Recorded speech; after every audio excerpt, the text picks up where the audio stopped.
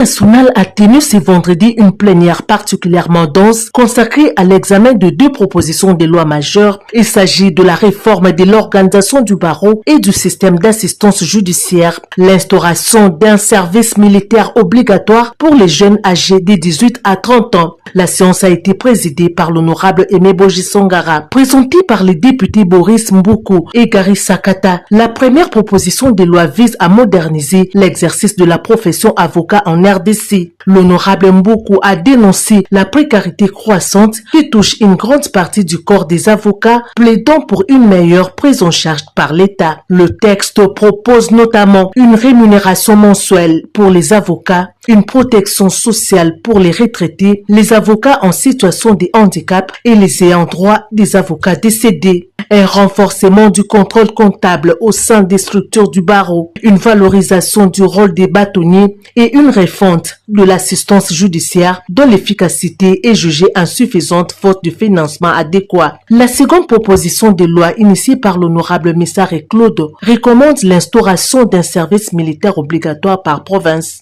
Selon son auteur, la RDC ne peut plus, malgré un fort potentiel démographique jeune, recourir régulièrement à des forces étrangères pour assurer la défense du territoire. Le service obligatoire est présenté à la fois comme un instrument de renforcement de la défense nationale et un outil de cohésion sociale face aux tensions alimentées par les tribalismes, les régionalismes et les discours de haine. Cependant, plusieurs réserves ont été émises. Le débat a également abordé la dégradation persistante de la situation sécuritaire dans l'est du pays. Les auteurs des propositions de loi ont salué la qualité des contributions, rappelant que toute œuvre législative est perfectible. Au terme des échanges, les deux propositions de loi ont été déclarées recevables et transmises aux commissions permanentes pour examen approfondi.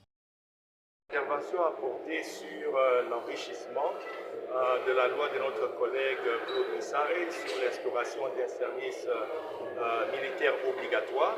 Et c'est une loi qui est vraiment riche, mais j'ai apporté deux petites modifications, propositions quant à premièrement, le fait de ne pas mettre les centres de formation sur toute l'étendue du territoire national, parce que plus on aura des centres, moins ça sera efficace et on n'arrivera pas à bien contrôler.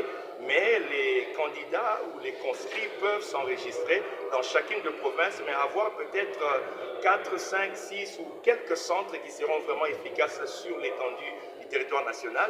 Et aussi, la proposition de loi de notre collègue vise à ce que la formation qui sera octroyée soit de 6 mois et à cause de faire une bonne formation pendant 12 mois qui est une année et aussi sans s'inspirer des modèles d'autres pays où quelqu'un peut avoir son diplôme des études supérieures et après ce diplôme-là, la personne peut passer une année de formation militaire car nous devons défendre la mère patrie. Les enjeux, ce n'est pas seulement la guerre de l'Est qui a fait plus de 30 ans, mais le Congo est un scandale géologique, que vous le vouliez ou pas. Aujourd'hui, lorsqu'on a même les téléphones qu'on utilise, il y a les coltans. Donc il faut que nous ayons une population qui est prête à défendre la nation.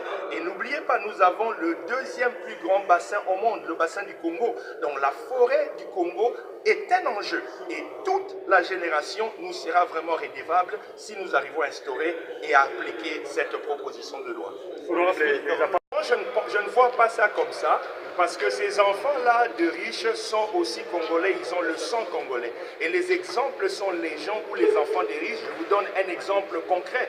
Le défunt président Mobutu, notre maréchal, il avait toute la richesse, mais tous ses enfants, presque, je pense, Manda, Konga et les autres, si je peux oublier les autres noms, ils ont fait l'école de formation des officiers à Kananga. Ils ont fait 3 ans et ils étaient gradués en sciences sociales et militaires. Donc le problème, c'est un problème de patriotisme. Si les riches sont patriotes et que leurs enfants ont un attachement sur cette terre, ils feront cette formation et ils iront aussi étudier à l'étranger.